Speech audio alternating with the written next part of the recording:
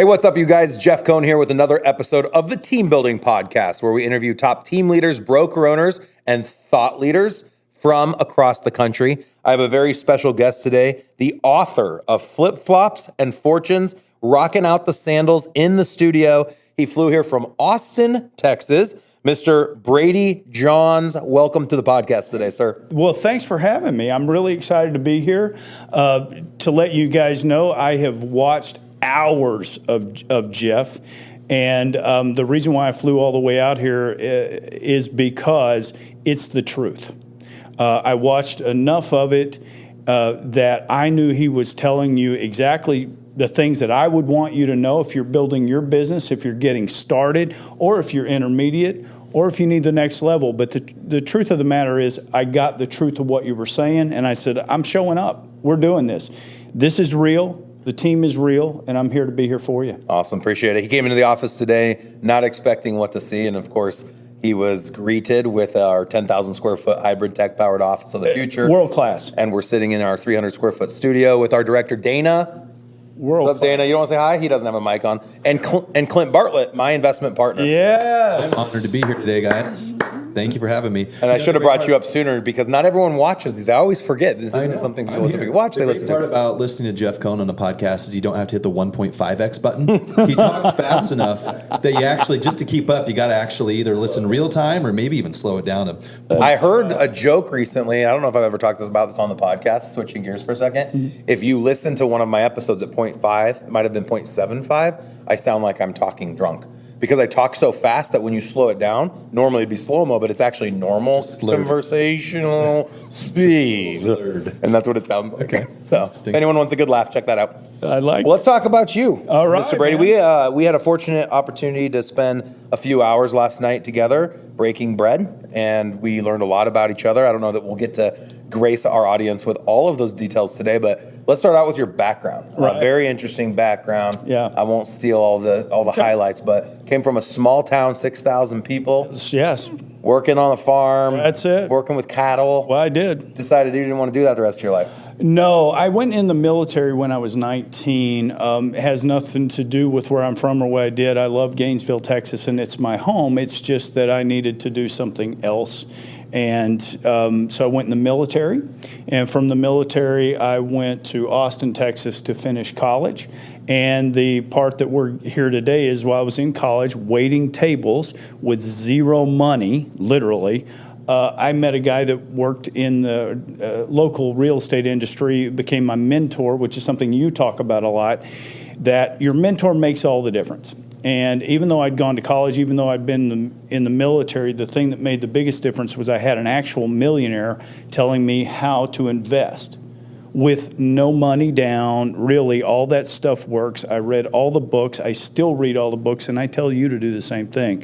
Education is worth it. Get it where you can get it, and always have a mentor. Right? I love it. What did you mention last night? You had said you heard me say something on one of my previous episodes. It's beautiful. I think everybody could get up and repeat this every single day. I heard it some years ago, actually in Japan. I worked at Dell for a very long time. I worked at Google, Silicon Valley companies. So I'm very regimented toward operational focus, not just sales and building a business, not just working in your business, but working on your business. And the thing that you said, and this is, you'd have to go back and find the podcast for everybody, but it's worth going back to. You are the same person today that you were yesterday, except the new people you've met, the new, you could call it podcast, you could call it books. It's the information you've taken in, the new information, not the same stuff you saw yesterday, the new stuff, and the places that you've been. And sometimes we do need to get those fundamentals reconnected. And we need to look at our tick sheets every day and the other things that we have in common. I know how many calls I'm going to make today. Mm-hmm. But you also need to make time every single day to add people, to add influences through books, podcasts, whatever you do, and to get yourself uncomfortable by going to someplace new. And I know that, Clint, we were talking about travel yesterday. I've been to more than 70 countries. 2 weeks ago, I was in Borneo with the orangutans. I have to give you This is true. I saw the pictures. I have to give you the pitch on this. If you go to Brady Johns on Instagram, Facebook, I put this stuff out there. Part of what I'm doing right now is the proceeds from Flip Flops and Fortunes right now are going to buy land for orangutan habitat in Borneo. That's awesome. I don't even know where Borneo is. It's in Southeast Asia. Got it. So if you go, get near China, Vietnam, India, it's an island nation there that's actually split into 3 countries. I'll let you guys go do that. Let's go. So some of the time, what I learned yesterday, everyone has their why, the thing that drives them. That's right. Not working with cows is what drove you. And being empowered to live the life that you want to live, eat the food you want to eat, live in the house you want to live in, and travel. And adventure is really important to you. And there's not one right thing that should define someone's why. That's right. Someone's why should be the thing that gets them excited, gets them up every morning. That will change over time.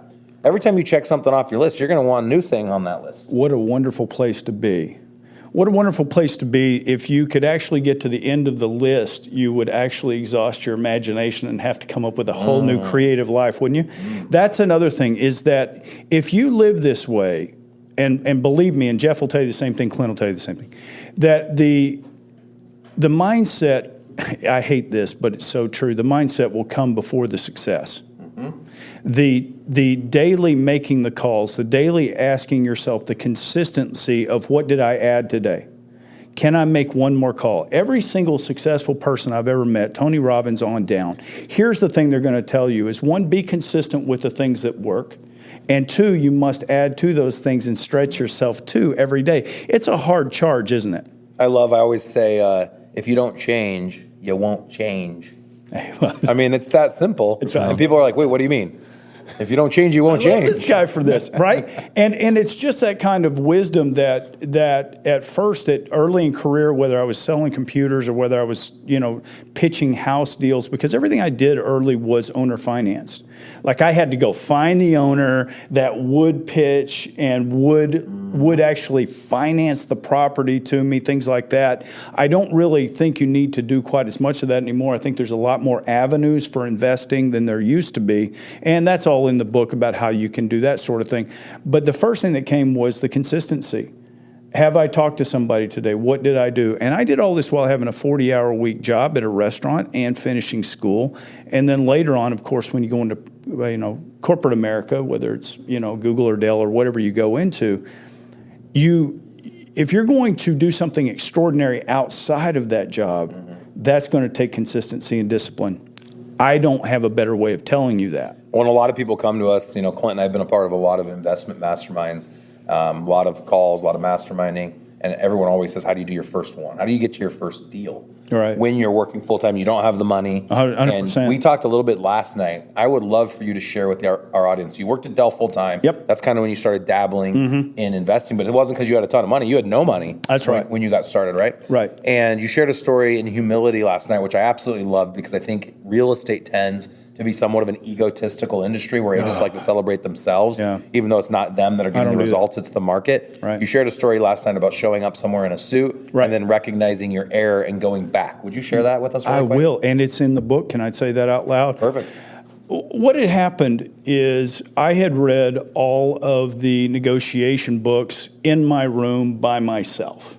And unfortunately, that doesn't give you the time for the trial and error with people. And I had read all the stuff about what you're supposed to show up like, how you're supposed to negotiate. And my big one that I caught on to, and I see other people do this too, is the first person that mentions a number loses. I think that should come with the caveat that don't push that into next week once you start that. It's only a game to get something started. And what happened to me in this case was I found the owner of a house that was right next door to a house that I bought. And is this your second house? This is my second house. Actually, my second house. It was rat infested. There's no doubt about that. There were fleas, and my partner at the time who was helping me clean it up actually got ringworm and bit by a dog.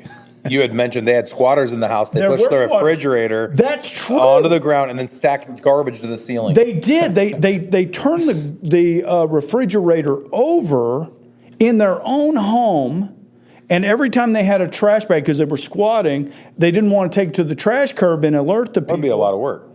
So they left it in the house. Imagine what this smells like. Woo. But guess what, people? You get started where you get started. Do you hear me? That's how you get started. You get started by getting started. And what happened was I found the owner of the place, a man named Trig Forrester. He's not with us anymore, but what a wonderful person. And I walked in a suit, which was probably the only suit I ever owned.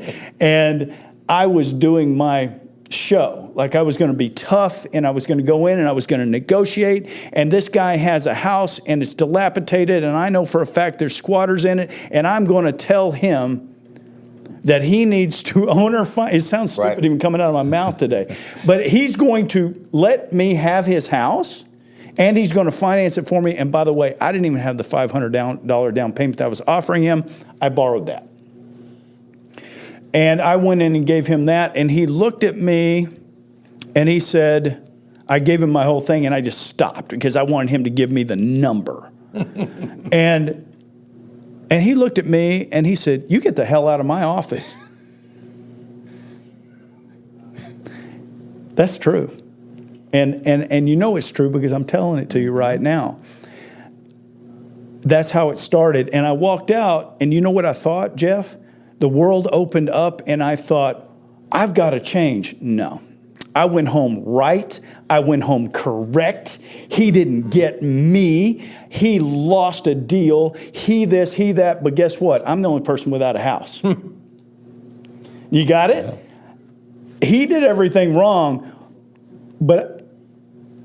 and I'm right, but I don't have a house. Hang on. That's true.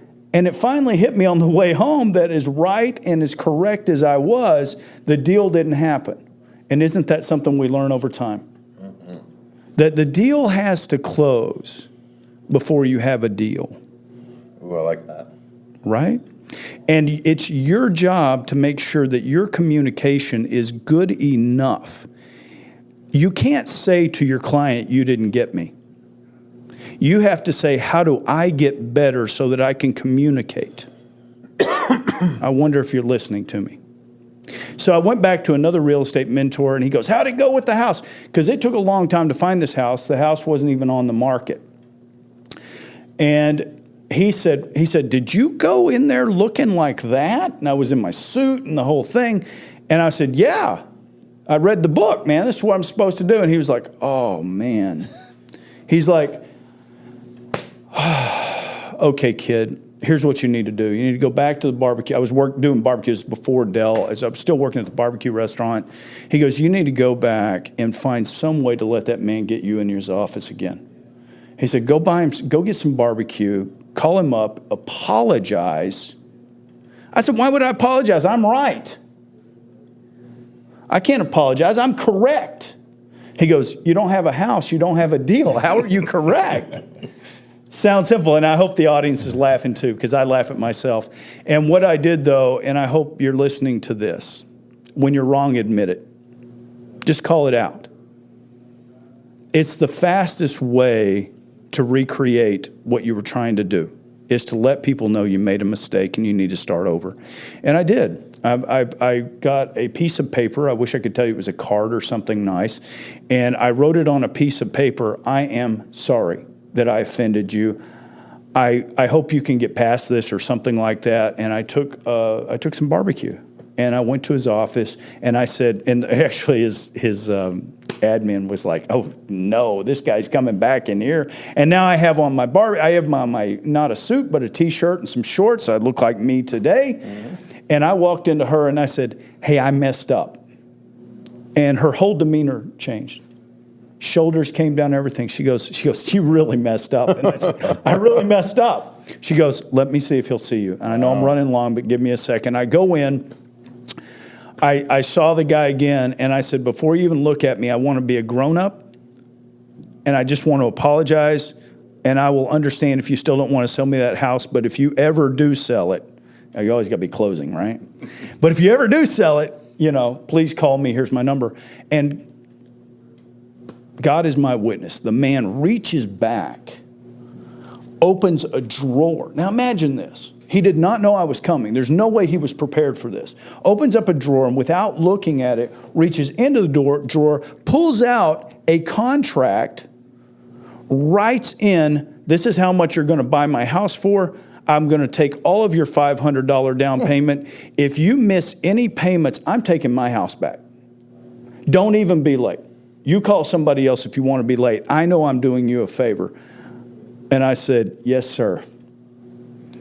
And I worked 2 shifts at the restaurant extra to make sure I made that payment and paid off that down payment. That's how low to the ground I was. I had to go work a shift to buy the cleaning products to clean up the squatting behind it, get the utilities turned on, all the stuff that we could go through. We will never have time for this. Yep. But listen to me. The answer to the story is humility.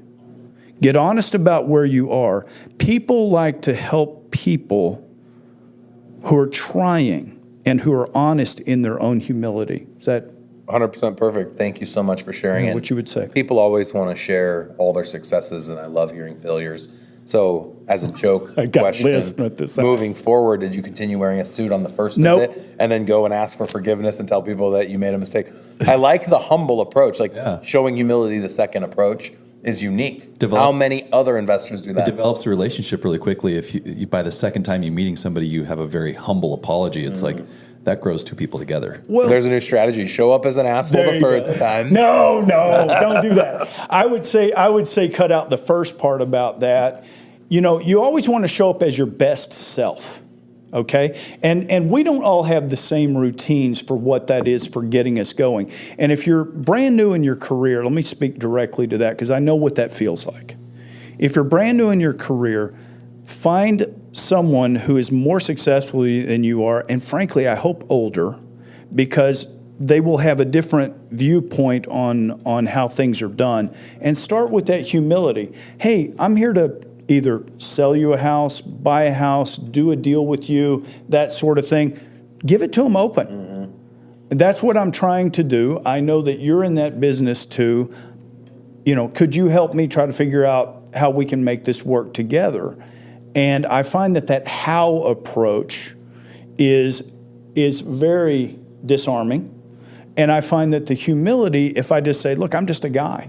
Right? And we all are, by the way, just people. Yep. And the faster we can get to that, and humility will help us with that. Don't pull up in your Porsche Panamera when you're trying to buy a $70,000 house. You've done that before. We made that mistake Did once. you do that one too? Whoops. I just want to reiterate something, and I think you've kind of glossed over this, and maybe it's forgotten. I have a good friend who works for a company called Talent Plus, and they help companies hire top-level executives. They run all of the analysis. Fantastic. They do personality testing. So I asked them last night, what are some of the themes that you've seen with top-level, like very high earners, top-level executives for companies? He said the number one thing is their work background from youth. As so true. Being very disciplined in the way they work and working a lot. And you glossed over this. You didn't even realize it because it's probably a part of who you are. But you were going to school full-time. Working more than full-time hours. That's fact. And side hustling in real estate because you knew that you had found a passion for it. So I think one piece that we forget about is that discipline. Especially in the beginning, you have to hustle, and you got to. And I think that's a character piece that's probably just a part of you. So you forget to talk about it because it's like it's born. We talked about this last night. Yeah. Well, and this is so true. And again, why I will tell you to get a mentor and find out what their daily routines are. Their routines are not necessarily going to be where you end up, but they are the routines that get you started. We were talking about working out earlier today. Once you've worked out, and get your body moving and do the thing that you do, it actually gets a little bit easier over time to do that same routine. Now, we always need to vary up our routines at certain points to learn what works for us and also to keep our, minds and bodies kind of stretchy, right? But we have to rely on those routines first thing in the morning. And I was in the military, so I was kind of used to getting up in the morning and doing some exercise, just something to get the blood going. I used to think that was only for your body. I thought it was muscular related, things like that. The blood flow actually gets your brain going, all the stuff that you learn over time that you need. And then I had I had, okay, this part of the day is my school hours, right? Like I have to get my learning done in this amount of time, and then I've got a shift at the restaurant from, I don't know, 8 to 12 or whatever your shift is, 10 to midnight, whatever it is. And then I got to go back and work on those houses. So what I would do is I would get off at night at Green Mesquite, give them a big up in Austin, Texas, if you get a chance. I would get off at night. I could drive over to the Home Depot or wherever it was. I knew how much money I had left over from my shift. You're making me think about this, so you can tell it's been a while since I've done this. I would think about how much money I had made the shift, and let's say I made $70, something like that. I bought paint. $70 worth of paint. $70 because that's how much money I had, and luckily working at the restaurant, I had food, so that was good. Yeah. And but I would go back to the rent house. And I did this on the first 8 or 9 before I went into technology, and I would work at night, paint or whatever it was. I did not know how to paint. I did not own a hammer when I got started. Everybody says, "Well, do you have construction skills?" No, I have mess up and do it again skills.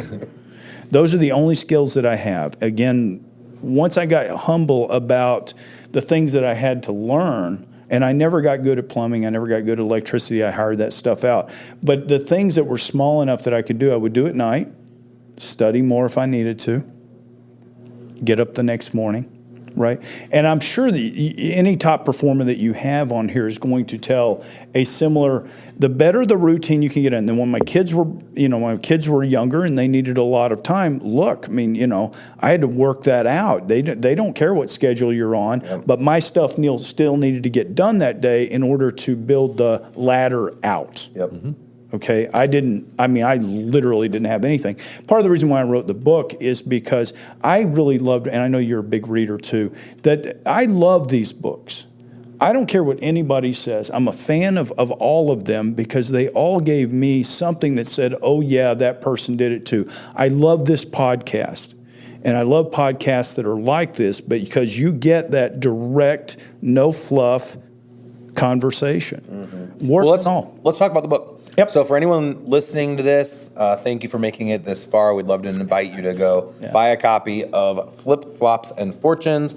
Buy your life back through real estate investing and passive income strategies. Yeah. Again, by Brady Johns, who we're interviewing right now on the Team Building Podcast. So Amazon, probably the easiest way to buy it. It's probably $20-25. Yep. It's a hardcover. We do have 6 signed versions here today with us. So we would love to invite anyone listening that has found something of value in this podcast episode. If you go out to iTunes and give us a 5-star review and say something about this interview, the first 6 people to do that, we will send you a copy of this book. Let's do it bigger. Signed. Let's make it 10. We're going to 10 books? We'll go to 10 of them. 10 books you will get signed by Mr. Brady. I'm looking at it right now. Absolutely. If you're watching the video, there it is. Does he put his cell phone number under his signature? No, but you can reach me at bradyjohns.com or flipflopsandfortunes.com. I know you guys are kidding, but you can. I'm just like you guys. I'm actually here to give it away, right? The knowledge base, the stuff that I taught, because servant leader.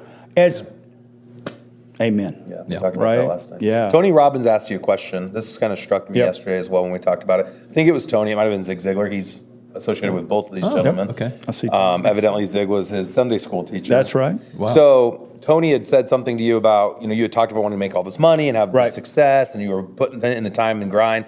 And he asked, who is the person you're trying to aspire to be like when you grow up? What kind of life do you want? And you kind of sat there and were like, I don't know. I don't know. And he said, well, go find a 75-year-old that did it. That's right. Or an 80-year-old that did it. That's right. And go learn from them. And you and I had a parallel story that I shared with you last night as well. Would you share with our audience members what that journey looked like? Because I think there's a lot of people out there that want more content like the Team Building Podcast. They want more content like your book. They want to go spend time, like you had mentioned Jonah Hill yesterday, and a few other celebrities you've gotten to spend time with. No one's different. Yep. We all just want to level up. That's right. So where do you go? You're in Dallas right now, or you're in Boise. Right. You listen to this podcast, you get all jacked up, and you're like, well, I want those people in my circle. Right. How do you build that circle? How do you find that person? That's right. And listen, this is part of your journey. The books, of course, you can go to Barnes & Noble. You can go to Amazon.com. I would tell you go to SmileAmazon.com because they donate to World Wildlife Foundation. Oh, and cool. I'm about that. So if you go to Smile Amazon, there's a donation there that they make. This has been one of the biggest changes of my life. I will call it an over-reliance on people that I had known for 10 years. I had an over-reliance on the teachers, whether they were Tony or Zig Ziglar or whoever it is. I had an over-reliance on only looking into their stuff. I had an over-reliance only on the mentors that I had. And what I had to relearn later in life was that you don't need one mentor, you need 12. Segment your life, right, for the things that are important to you, the goals that are important to you, and I'll promise you that they're not just money. Money is usually a vehicle that buys you the cars or the houses or the vacations or the things that you want to do. Once you can get pretty close on the types of things that you want to do or the types of things that you want to buy, you need to find some people who have those things or reasonably close. I think sometimes we get perfectionistic and we think if that person doesn't have exactly what I want, then I got to go find somebody else. No. It's always incremental because remember, at a certain level, what Jeff wants and what Clinton wants is not exactly the same stuff that I want. We want a lot of stuff in common. Yep. Let me jump in. I have an idea behind this because I struggled a lot. Please. People will say I'm borderline narcissistic. So if you're borderline narcissistic, one of your challenges is finding people you aspire to be like. Right. And so what I've done is I've found things about people that I've aspired to have in my world. And then I've invited those people to be part of what I would call my board of directors. So if I were to want to write a book today, I have you now as a contact. You're the expert at writing a book, or you're the expert at hiking, an amazing trail in Dubai or whatever the case might be. And having 2 or 3 people that are experts at a thing you want to become better at will be key. So if someone says to me, Jeff, I want to get better at pickleball, I would ask, well, who do you have helping you change who's world so your class? Game changed? Right. Are you playing with me? Right. Are you playing with a professional? Right. And I think a lot of times we want to become better at something, but we don't put in the time necessary to find the person or the thing that helps us to become better. It's a search, and yes. And the thing is exactly what Jeff just said. There are things that people have or want that are close to what you want. Don't let that perfectionistic enemy is the perfect of good conversation enter your head. Get started where you get started. There's another great quote out there. I don't know who did this one, but they said, start where you are. Use what you have. Do what you can. I also like don't prepare. That's just right. Start. Just get started. A lot of time there's a lot of overthinking in what we do, and once we start overthinking, we get the jitters and everything else. Just reach out. And my story on this, it's also in the book, is I've got 4 or 5 of these people, but the thing was I had reached a place where I think I'd been to 70 countries. I'd worked at 3 or 4 of the world's largest companies. I'd been in the military. All this stuff that you can go look up. And what Tony said to me was, you need some people who are much older than you are. Like you need someone to be your guide to get you to 70. You need someone to be your guide to get you to 80. And it started me thinking, who is an 80-year-old person who has the life that I want? It will mess you up. Hugh Hefner. Well, yeah. But look, the guy built a business. I mean, we can do that. I know I know you're having fun. You'll pay for that one. But look, I'm back with Jeff. If I wanted to know how to start a magazine, you go find somebody that started a magazine. And it seems bizarre, but you also want somebody that's older than you. And you would think that would be the simplest thing to think of. Mm-hmm. But we don't, because automatically we start having the jitters about, I don't know that person. I can't just pay. How about the other way? They don't understand me. That 80-year-old has no idea what I've gone through. They didn't have cell phones when they were my age. You can't think like that. People think like that. Yes, I know. They're so different than me. And it's interesting as you get older, and I say this as a 40-year-old, I remember being a 20-year-old thinking how much smarter I was than a 40-year-old. And now I'm a 40-year-old. I'm that much smarter than a 6-year-old. And there was a shift at some point between 20 and 40 where I started to recognize that the people older than me had already been through all the things I've gone through. And why do I have to keep failing forward in the areas that they've already failed in? If I had access to a human or a book or a podcast that could solve some of my problems, it might help me alleviate some pain. And they can. And then where we get stuck a little bit is you might have a problem that's unique to Dallas. You might have a problem that's unique to Omaha. You might have a problem that's unique to blah, blah, blah. So find somebody who has had some relative success in the area where you are and try to get as close to them as you can. Now, here's the thing. Even if they don't know how to solve exactly the problem that you're coming to them for, I bet they've seen it before. I bet they've seen something like it before, and they will have an idea. Hey, try this. The best banking. My whole business changed once I made a friend with an older banker. This is so true. And he's gone now, Tom Haley. But Tom was probably 60, and I was probably in my 20s. And I said, I've got all these houses, but they're not under an entity, and what do I do? Well, who knows better than a banker to tell you how to restructure your debt, how to, go talk to this guy, he's an attorney, go do this, that, and the other. And magically, I had the courage and a list of names, and I could call them up. Same way we run referrals today, right? So same way we do it today, you have to keep doing that to level up to where you want to go. And what I'm promising you right now on this podcast is this is the real stuff. And you can do this too. You're going to have to get some folks around you who will tell you the reallys, not give you the sales talk. And you have to be humble enough not to just be selling, but to be there to learn. Learn how to switch that off. I'm in learning mode right now. Do you know? I think something really powerful, seeking out somebody who's a lot of years ahead of you, is learning about their regrets. I know there's the book, The 5 Regrets of the Dying, but like absolutely. Jeff and I, and this has always stuck with us, we bought 13 houses from a guy several years ago. He sold us his whole rental portfolio.